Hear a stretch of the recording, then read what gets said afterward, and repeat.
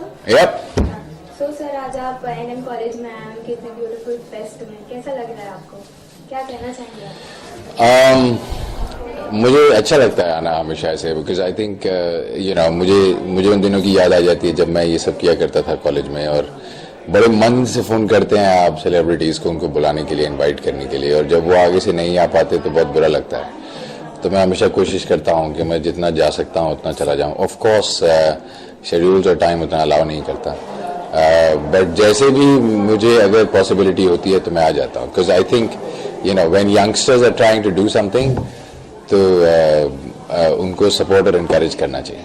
सो आज उनका बहुत ब्यूटीफुल कॉन्सेप्ट है एजुकेशन के ऊपर, तो क्या कहना चाहेंगे एजुकेशन कितना इम्पोर्टेंट होता है आजकल के लिए? एजुकेशन तो एक्सट्रीमली इम्पोर्टेंट है। एक देश का फ्यूचर उसकी एजुकेशन पे डिपेंड करता है। हमारे देश में हम एक उस स्टेज पर हैं जहां हम एक किस्म के देश से एक दूसरे किस्म का देश बनने जा रहे हैं, और इस प्रोसेस में इस ट्रांजिशन में एजुकेशन ही वो एक बड़ा स्टेप है जो हमें आगे लेकर जाएगा।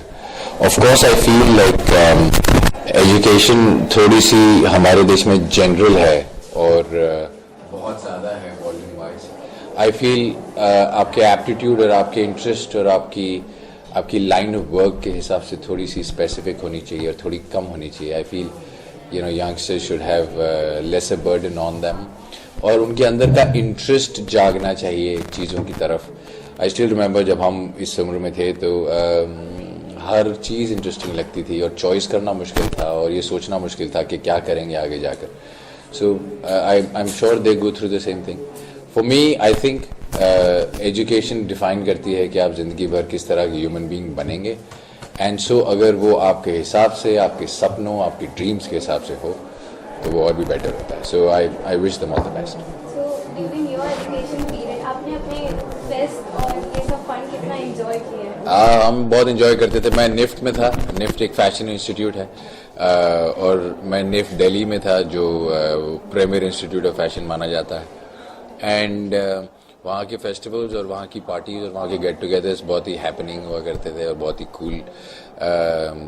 3 महीने पहले से लोग पासेस मांगने लगते थे हमसे, तो हम जो ऑर्गेनाइजेशन कमेटी में थे बड़े कूल फील करते थे उस वक्त के लोग हमारे पीछे दौड़ने वाले हैं। काम भी बहुत होता था, और अपने नॉर्मल एकेडमिक काम के साथ ये काम करना थोड़ा सा टाइट हो जाता था। बट आई थिंक बहुत बढ़िया ऑर्गेनाइजेशन स्किल्स और एक दूसरे के साथ काम करने की एक ट्रेनिंग हो जाती है, एंड एक सेंस ऑफ रिस्पॉन्सिबिलिटी आ जाती है इन अ यंगस्टर कि ये मैं कर रहा हूँ, this is my responsibility, and that sense is very important. यही वो सेंस है जो आगे जाकर उन्हें एक रिस्पॉन्सिबल सिटीजन या वर्कर बनाते हैं। अभी तो बच्चे भी इतना इनिशिएटिव ले रहे हैं, प्रॉपर्ली सारे अरेंजमेंट्स कर रहे हैं, सबको हैंडल कर रहे हैं, तो कैसा लगता है कि जो बच्चे इतना आगे बढ़ रहे हैं आजकल? नो, आई डोंट थिंक बच्चे हैं, उनको बच्चा बच्चा बुलाना भी नहीं चाहिए। आई थिंक दे यंगस्टर्स, वो अगर इतना अच्छा कर रहे हैं तो उनको बच्चे की तरह जज करना भी नहीं चाहिए। I think it's a little unfair circumstance like that, and कोई इतना फर्क होता नहीं है। अच्छे काम और बुरे काम में फर्क इस बात का नहीं है कि जिसने किया वो कितनी उम्र का था, वो फर्क सिर्फ अच्छे या बुरे का होता है। So anybody who does good work is you need to say congratulations and well done, irrespective of वो 15 साल का हो या 25 साल का हो। सो अपार्ट फ्रॉम इट, आप बिग बॉस से अभी जस्ट आए, तो उसकी जर्नी और कोई एक पल जो आप बताना चाहेंगे स्पेशल जो आपने बिग बॉस में निकाला है? वो तो बहुत लंबी कहानी है, और मैं सही सलामत आ गया हूँ बाहर, यही बड़ी बात है। और किसी को अंदर मारा नहीं, पीटा नहीं, ये भी बड़ी बात है। वहाँ पर कुछ 2-3 लोग ऐसे हैं जिन्हें मार पीट के ज़मीन में गाड़ देना चाहिए, या फिर प्लेनेट से कहीं बाहर फेंक देना चाहिए, बिकॉज वो इंसान ही नहीं है। बट हैविंग सेड दैट, मैं आपको एक अच्छा इंसिडेंट नरेट करता हूँ। आई डोंट नो वो टेलीकास्ट में आया था कि नहीं। एक टास्क दिया था हमें कॉल्ड राजा और रंक, जो कि इस सीजन का पहला सीक्रेट टास्क था, और वो टास्क मुझे दिया गया था, और मुझे मेरी जो टीम थी, जो सेलिब्रिटी ग्रुप था, उनको वो टास्क देना था। हम लोग सेवक थे, और जो दूसरी टीम थी कॉमनर्स की, वो लोग राजा थे। तो वो एक रॉयल फैमिली थी और हम लोग सेवक थे। मुझे वजीर बनाया गया था, यानी जो उनके साथ भी डील करेगा और सेवकों को भी इंस्ट्रक्ट करेगा। और सीक्रेट टास्क में 12 सिचुएशंस को क्रिएट करके एक कैमरा से उनकी फोटो क्लिक करनी थी, और हर बार फोटो खींचने से पहले बिग बॉस को बताना था कि हम ऐसा करने वाले हैं। तो एक घर है जो बहुत खुला है और हर जगह शीशे लगे हैं, वहां छुपकर फोटो खींचना बहुत ही मुश्किल बात है बिकॉज वो दिख जाएगा। और उस टास्क में ये चीज शुरू से ही लिखी थी कि अगर उनको दिख गया कि आप फोटो खींच रहे हैं या उन्हें सुनाई दे गया या पता चल गया कि आप जानबूझ के एक सिचुएशन क्रिएट करने की कोशिश कर रहे हैं तो वो टास्क फेल हो जाएगा। सो एट मेनी लेवल्स ये टास्क बहुत डिफिकल्ट था करना और हम लोगों ने बहुत मुश्किल से किया और जीते। और आई थिंक वो हम सब का एटलीस्ट जो सेलिब्रिटी टीम है उन सब का वो उस शो का हाईएस्ट बिगेस्ट मोमेंट था बिकॉज वो मजा भी बहुत आया और डिफिकल्ट भी बहुत था और बहुत अच्छे से किया हम लोगों ने। और जब हम लोग जीते तो उसके बाद सब लोग स्पॉन्टेनियसली डांस करने लगे जो नॉर्मली होता नहीं, हम थके मरे होते हैं कुछ भी करने के लिए। सो या that is the high point that I remember. तो बानी के साथ भी एक बहुत ही अच्छी आपकी बॉन्डिंग, बहुत अच्छी फ्रेंडशिप देखने को मिली, तो क्या कहना चाहेंगे बानी के लिए? बानी क्यूट है, बहुत ही चाइल्ड लाइक है। मुझे थोड़ी आदत पड़ गई थी वहां उन्हें प्रोटेक्ट करने की, उनका ख्याल रखने की, तो बाहर निकलने के बाद काफी चिंता हो रही थी मुझे। और मैंने निकलते ही सब इंटरव्यूज में कहा कि मुझे लगता है कि वो स्वामी ओम कुछ कर देंगे उनको, बिकॉज जब तक मैं था तो वो मेरी वजह से प्रोटेक्ट हो जाती थी। और विद इन 24 आवर्स उन्होंने वो कर दिया। So I am little worried and I know that you know उन्हें भी आदत पड़ गई थी घर में मेरी सपोर्ट की। सो आई एम होपिंग दैट वो यू नो उस जोन में से निकलकर अब अकेले लड़ने की सिचुएशन में आए because she will have to fight this on her own. End of course बाहर से मैं जितना विश और सपोर्ट कर सकता हूँ मैं करूँगा। तो प्रियंका जग्गा के साथ जैसा होगा वही स्वामी ओम को भी कल निकाल दिया गया है घर से, तो क्या कहना चाहेंगे इसके ऊपर आप? आई थिंक 10 हफ्ते पहले कर देना चाहिए था। काफी घर वाले काफी अगेंस्ट थे स्वामी, ऑलमोस्ट सभी अगेंस्ट थे स्वामी ओम के लेकर। जैसे जो आपने टीवी पे देखा उससे कहीं ज्यादा डिफिकल्ट था उनके साथ रहना।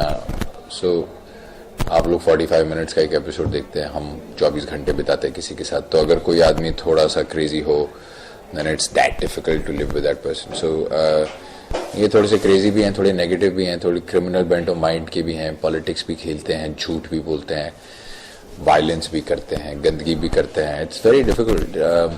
यू नो मैं आपको एक चीज के लिए लेके जाऊं किसी प्रोजेक्ट पे और वहां आपके साथ किसी पागल आदमी को डाल दूं तो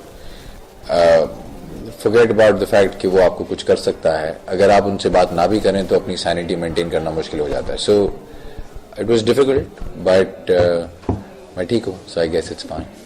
सो लाइक आज सैटरडे संडे भी फिर से एक इलेक्शन होने वाला है, तो क्या लगता है कौन अभी इलेक्ट होगा?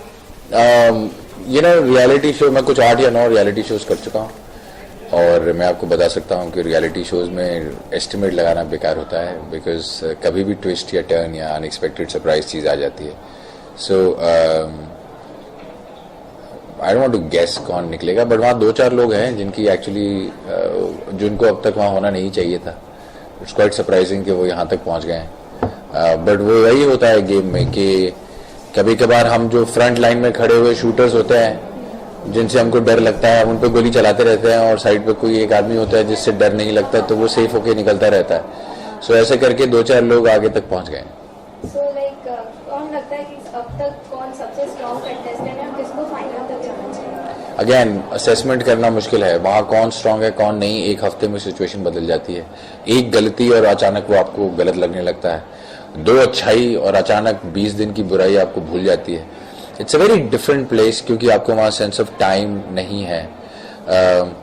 इतनी एक्टिविटीज होती हैं कि आप बस उनके हिसाब से रिएक्ट करने लग जाते हैं लाइक ए रोबोट, समझ नहीं पाते सिचुएशंस को ज्यादा।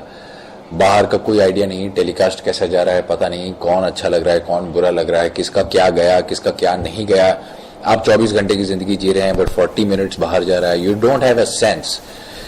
सो यू नो वो मुश्किल है कि कौन जीत सकता है कौन नहीं। जो मेरे क्लोजेस्ट हैं वो रोहन और बानी हैं। पूरा सीजन में उनको प्रोटेक्ट करता रहा और उनको गाइड करता रहा और उनके साथ खड़ा रहा और वो मेरे साथ खड़े रहे एंड ऑफ कोर्स मैं तो चाहूंगा कि वही जीते। Okay, so like big boss से निकलने के बाद कुछ चेंज लगा आपको अपने लाइफ में, या कुछ आपको कुछ ऐसा चेंज लगा रहा है बिग बॉस से निकलने के बाद? हाँ, मैं कंटिन्यूसली अपने फ़ोन पर ही हूँ तब से, और मैं सारी दुनिया को सेम सवालों की सेम जवाब दिए जा रहा हूँ, बट आई गेस वो चलेगा फॉर क्वाइट सम टाइम.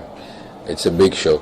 और मैं बाहर निकला और वो मेरी एविक्शन थोड़ी सी सरप्राइजिंग थी शायद लोगों के लिए. तो उस दिन मैं ट्रेंड कर रहा था ट्विटर पे और नंबर 1 पोजीशन.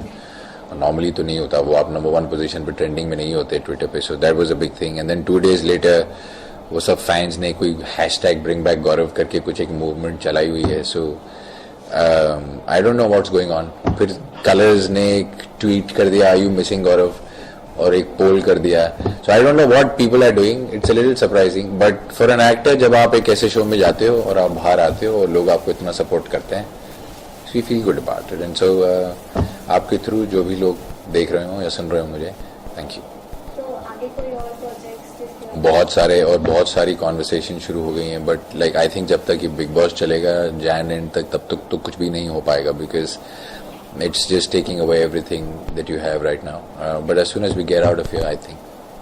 So आपके फेवरेट वानी और रोहन के लिए कुछ बेस्ट विशेस आप देना चाहेंगे? उन्हें पता है कि मैं कितना चाहता हूँ कि वो अच्छा करें.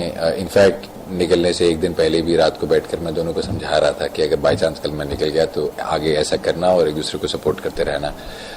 उन्हें टारगेट किया जाता है बिकॉज सामने वाली टीम को लगता है कि वो हमारी राइवल टीम है और उन्हें टारगेट करना चाहिए. सो just stay strong and do what you do and don't worry about anything, and the way Mr. Khan says, do whatever you do, man.